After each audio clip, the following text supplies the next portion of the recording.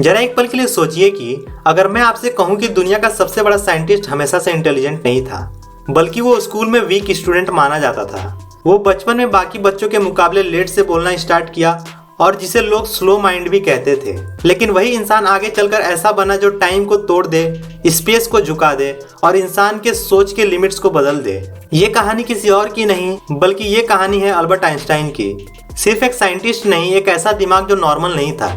जब हम Albert Einstein का नाम सुनते हैं तो हमें बस एक ही फॉर्मूला याद आता है, जो कि है E=mc²। लेकिन सच यह है कि आइंस्टाइन के फॉर्मूला से ज्यादा उनका दिमाग खुद एक मिस्ट्री था। तो आज हम बात करेंगे उनके सोचने के तरीके पर, उनके रिसर्च के पीछे के राज पर और उन चीजों पर जो बुक्स में कम लिखा गया है। तो चलिए शुरू करते हैं। आइंस्टाइन का दिमाग एवरेज इंसान जैसा काम नहीं करता था।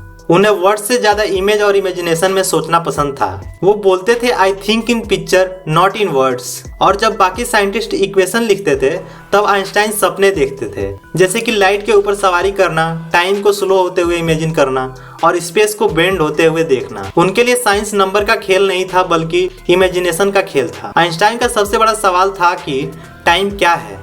जब दुनिया टाइम को एक स्ट्रेट लाइन समझती थी तब आइंस्टाइन ने कहा टाइम रिलेटिव है। अगर हम फास्ट ट्रेवल करेंगे तो हमारा टाइम स्लो हो जाएगा। और इसी आइडिया ने दुनिया को हिला दिया, क्योंकि आज के टाइम पे जीपीएस, सैटेलाइट और स्पेस रिसर्च सब आइंस्टाइन के इसी थॉट पर ही चल रहे हैं। और आइंस्टाइन के लिए टाइम सिर्फ घड़ी की सुइयां नहीं थी, उनके लिए पास्ट, प्रेजेंट और फ्यूचर सब एक साथ एग्जिस्ट करता था। उन्होंने एक बार कहा था कि टाइम इज एन इल्यूजन।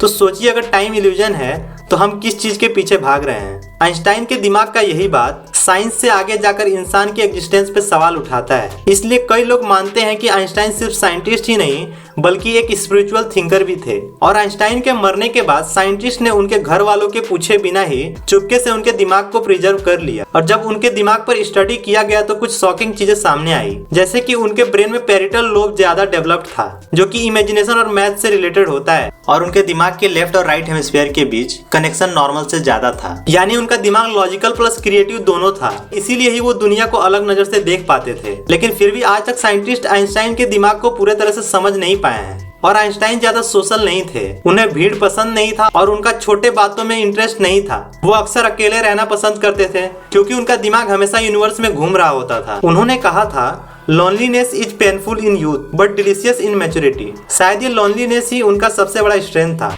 और आइंस्टाइन सिर्फ इक्वेशन ही नहीं लिखते थे, बल्कि वो लोग के दर्द को भी महसूस करते थे। इसलिए उन्होंने वार के खिलाफ आवाज भी उठाया था। वो न्यूक्लियर वेपन्स के फ्यूचर से डरते थे। और आइंस्टाइन ह्यूमैनिटी को सबसे ऊपर रखते थे। उनका मानना था कि science without humanity is dangerous. ये बात आज भी उतनी ही सच है। सबसे मिस्टीरियस बात यह है कि इतना बड़ा दिमाग होने के बाद भी आइंस्टाइन कहते थे I am not smarter than others, I just stay with questions longer. यानी कि जीनियस होना आईक्यू का खेल नहीं, क्यूरियोसिटी का खेल है। अल्बर्ट आइंस्टाइन हमें ये सिखाते हैं कि अलग सोचना गलत नहीं है, सवाल पूछना कमजोरी नहीं है और इमेजिनेशन साइंस का दुश्मन नहीं है। शायद आइंस्टाइन इसीलिए ग्रेट थे, क्योंकि वो साइंटिस्ट से पहले एक सोचने वाले इंसान थे। और शायद आज भी इस दुनिया को ऐसे ही दिमाग का जरूरत है। अगर आपको ये वीडियो पसंद आया तो लाइक जरूर कीजिए और चैनल को सब्सक्राइब करके सोचने वालों की इस जर्नी का हिस्सा बनिए, क्योंकि साइंस सिर्फ समझने के लिए नहीं होता, महसूस करने के लिए होता है।